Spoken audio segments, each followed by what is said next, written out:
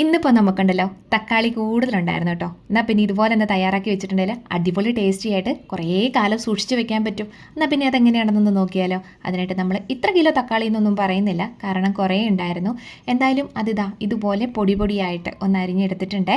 അപ്പോൾ ഇതാകുമ്പോൾ നമുക്ക് വെന്ത് കിട്ടാനൊക്കെ ആയിട്ട് എളുപ്പം ഉണ്ടാവും. ഇനിയിപ്പോൾ നമുക്കൊരു ചീൻചട്ടിയിലാണ് തയ്യാറാക്കി എടുക്കുന്നത്. അതുകൊണ്ട് തന്നെ ചട്ടി ഒന്ന് ചൂടായി വന്നതിന് ശേഷം നമ്മൾ നല്ലെണ്ണ ഒഴിച്ചു കൊടുക്കുന്നുണ്ട്. ഇത്തിരി എണ്ണ കൂടുതലിരുന്നോട്ടെ, അതാണ് ടേസ്റ്റ് കൂടുതലുണ്ടാവുന്നത്. എണ്ണ ചൂടായി കഴിഞ്ഞ് അതിലേക്ക് കുറച്ച് കടുകിട്ടൊന്ന് പൊട്ടിച്ചെടുക്കുന്നുണ്ട്. അതിനുശേഷം 1/2 ടീസ്പൂൺ ചെറിയ ജീരകം കൂടെ നമ്മൾ ഇതിലേക്ക് ചേർത്ത് ഒന്ന് മൂപ്പിച്ചെടുക്കാം. പിന്നെ വേണ്ടത് വെളുത്തുള്ളിയാണ്. വെളുത്തുള്ളി നടുകനെ കീറിയതാണ് ഇതിലേക്ക് ഇട്ട് കൊടുത്തിരിക്കുന്നത്. ഒരു മീഡിയം സൈസിലുള്ള ഇഞ്ചി കൊത്തിയരിഞ്ഞത് അതും കൂടി ഇട്ട് കൊടുക്കുന്നുണ്ട്. കൂടെ തന്നെ എരിവിനനുസരിച്ചുള്ള പച്ചമുളക് ചേർത്ത് കൊടുക്കാം. ഞാനിവിടെ ഒരു 3 പച്ചമുളകാണ് എടുത്തിരിക്കുന്നത് കേട്ടോ. അപ്പോൾ ഈ അളവുകളെല്ലാം നിങ്ങൾ എത്രത്തോളമാണോ തക്കാളിയൊക്കെ എടുക്കുന്നത് അതിനനുസരിച്ച് കൂടുതലും കുറവൊക്കെ ഉപയോഗിക്കാവുന്നതാണ്. പിന്നെ ഇതിൻ്റെ കൂടെ തന്നെ നമ്മളൊരു കുഞ്ഞ് സവോള, തക്കാളി എങ്ങനെയാണോ നമ്മൾ പൊടി പൊടിയായി അരിഞ്ഞത് എന്ന് പറഞ്ഞ പോലെ തന്നെ അരിഞ്ഞതും കൂടെ ഇട്ട് കൊടുക്കുന്നുണ്ട്. അതിൻ്റെ കൂടെ കുറച്ച് കറിവേപ്പില, അത് ഇത്തിരി വലുതായിരുന്നു, അതുകൊണ്ട് തന്നെ നമ്മൾ ഒന്ന് ഞുറുക്കിയിട്ട് കൊടുക്കുന്നുണ്ട് കേട്ടോ. അപ്പോൾ ഇങ്ങനെയുള്ള കറികളൊക്കെ തയ്യാറാക്കുമ്പോൾ കാണാനൊരു ഭംഗിയുണ്ടാവുക. കറിവേപ്പിലയൊക്കെ ഇതുപോലെ ഇച്ചിരി ചെറുതായിട്ട് കിടക്കുന്നതാണ്. എല്ലാം കൂടെ കൂട്ടിയിട്ട് ഒന്ന് നമുക്ക് ഇളക്കി കൊടുക്കാം. പോരാത്തതിന് ഒരു നുള്ളു ഉപ്പും കൂടി ഇതിലേക്ക് ചേർത്ത് കൊടുക്കുന്നുണ്ട്, പെട്ടെന്നൊന്ന് വഴന്ന് കിട്ടാൻ വേണ്ടിയിട്ട്. ലോ ടു മീഡിയം ഫ്ലെയിമിൽ ഇട്ടിട്ട് വേണം ചെയ്തെടുക്കാനായിട്ട്. നന്നായിട്ടൊരു ബ്രൗൺ കളർ ആകുന്നിടം വരെ ഇളക്കി കൊടുത്തുകൊണ്ട് തന്നെ ഇരിക്കണം.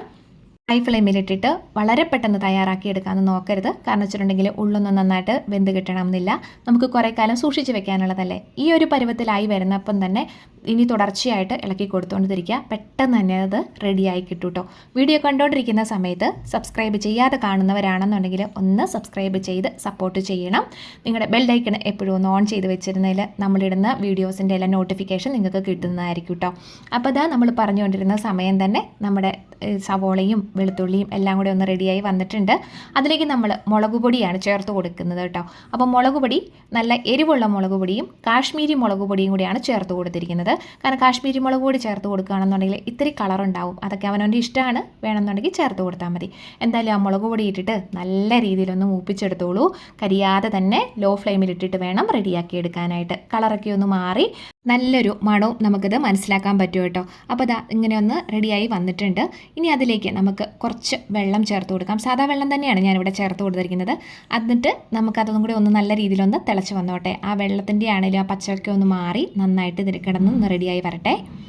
വെള്ളം ഒഴിച്ചു കൊടുത്തതിന് ശേഷവും നന്നായിട്ടൊന്ന് ഇളക്കി കൊടുക്കാനായിട്ട് മറക്കരുത് കേട്ടോ. കാരണം എന്ന് വെച്ചാൽ മുളക് പൊടി ഇട്ട് കൊടുത്തുകൊണ്ട് തന്നെ പെട്ടെന്ന് അത് കരിഞ്ഞൊക്കെ പിടിക്കാനുള്ള സാധ്യതയുണ്ട്. അതുകൊണ്ട് തന്നെ നന്നായിട്ടൊന്ന് ഇളക്കി കൊടുത്തുകൊണ്ട് തന്നെ ഇരിക്കുക. ഇപ്പോൾ നമുക്കതൊന്ന് റെഡിയായി വന്നതിന് ശേഷം അതിലേക്ക് അരിഞ്ഞു വെച്ചിരിക്കുന്ന തക്കാളി കഷ്ണങ്ങളെല്ലാം കൂടെ ചേർത്ത് കൊടുക്കാം. ഇട്ട് കൊടുത്തിട്ട് നന്നായിട്ടൊന്ന് ഇളക്കി യോജിപ്പിക്കണം ആദ്യം തന്നെ. എന്നിട്ട് വേണം അതിലേക്ക് പാകത്തിനുള്ള ഉപ്പ് ചേർത്ത് കൊടുക്കാനായിട്ട്.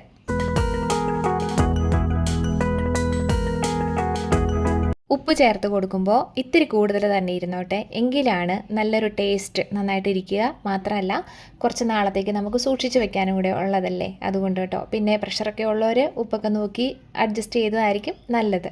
എന്തായാലും അതെല്ലാം കൂടി ഇട്ട് കൊടുത്തതിന് ശേഷം നന്നായിട്ടൊന്ന് ഇളക്കി യോജിപ്പിക്കാം. ഇനി നമുക്കിതിലേക്ക് വെള്ളമൊന്നും പ്രത്യേകിച്ച് ചേർത്ത് കൊടുക്കണ്ട. കാരണം ഉപ്പൊക്കെ ഇട്ട് കൊടുത്തുകൊണ്ട് തന്നെ തക്കാളിക്കകത്തെ വെള്ളം സ്വാഭാവികമായിട്ടും ഇറങ്ങി വരും. നമുക്കിനി നല്ല രീതിയിലൊന്ന് വെന്ത് അതൊന്ന് പാകമായിട്ട് കിട്ടണം. അതിനായിട്ട് നമ്മളിപ്പോൾ ഒന്ന് യോജിപ്പിച്ച് മൂടി വെച്ചിട്ടുണ്ട്. ചെറുതായിട്ടൊന്ന് തിളച്ച് വരുമ്പോൾ, അതായത് ഒരു 2-3 മിനിറ്റിന് ശേഷം നമ്മൾ ഇളക്കി ഒന്നുകൂടെ കൊടുക്കുന്നുണ്ട്. പിന്നെയും മൂടി വെച്ചിട്ട് ഇടയ്ക്കിടയ്ക്ക് ഒന്ന് നന്നായിട്ടൊന്ന് ഇളക്കി കൊടുക്കണം. ഇല്ലെന്നുണ്ടെങ്കിൽ അതിൻ്റെ അടിയിൽ പിടിച്ച് വരും. അതുകൊണ്ടാണ് കരിഞ്ഞൊക്കെ പോകും, അപ്പോൾ ടേസ്റ്റ് മാറിപ്പോകും. അതുകൊണ്ട് തന്നെ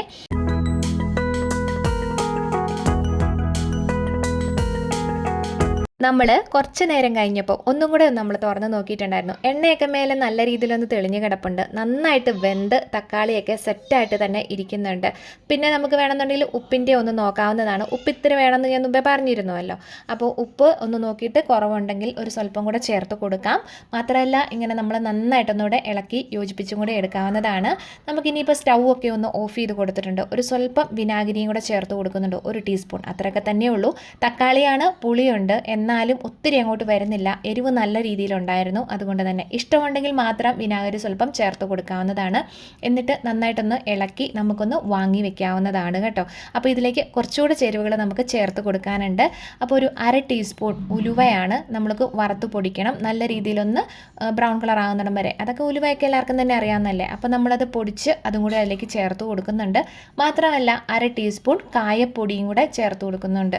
പെരുങ്കായം ആണെന്നുണ്ടെങ്കിൽ അതൊന്ന് മൂപ്പിച്ചിട്ട് പൊടിച്ച് ചേർത്ത് കൊടുക്കാവുന്നതാണ്. ഇത് രണ്ടും കൂടെ ചേർത്തിട്ട് നന്നായിട്ടൊന്ന് യോജിപ്പിക്കണം. 2-3 മിനിറ്റ് ഇത് നന്നായിട്ട് യോജിപ്പിച്ചതിന് ശേഷം വേണം വെക്കാനായിട്ട് കേട്ടോ. അപ്പോൾ വീഡിയോ കണ്ടുകൊണ്ടിരിക്കുന്ന സമയത്ത് ഇഷ്ടമായിട്ടുണ്ടെങ്കിൽ ഒന്ന് ലൈക്ക് ഷെയറും കമൻറ്റും ചെയ്യാനായിട്ട് മറക്കരുത്. അപ്പോൾ എന്തായാലും നമ്മളൊരു 2-3 മിനിറ്റ് നല്ല രീതിയിലൊന്ന് യോജിപ്പിച്ചിട്ട് തണുക്കാനായിട്ട് വെച്ചിട്ടുണ്ടായിരുന്നു. ഇപ്പോൾ അതിൻ്റെ തണുപ്പൊക്കെ ഒന്ന് മാറി സെറ്റായിട്ട് വന്നിട്ടുണ്ട്. ഇനിയിപ്പോൾ നമുക്കിതൊരു ഗ്ലാസ് ബോട്ടിലേക്ക് ഇട്ട് വെക്കാം. ഗ്ലാസ് ബോട്ടിൽ നല്ല ഡ്രൈ ആയിരിക്കണം, വെള്ളത്തിൻ്റെ അംശമൊന്നും കാണാൻ പാടില്ല. ഇട്ട് വെച്ചിട്ടുണ്ടെങ്കിൽ കാലങ്ങളോളം സൂക്ഷിച്ച് വെക്കാം. അപ്പോൾ വീണ്ടും കാണും വരെ ടാറ്റാ.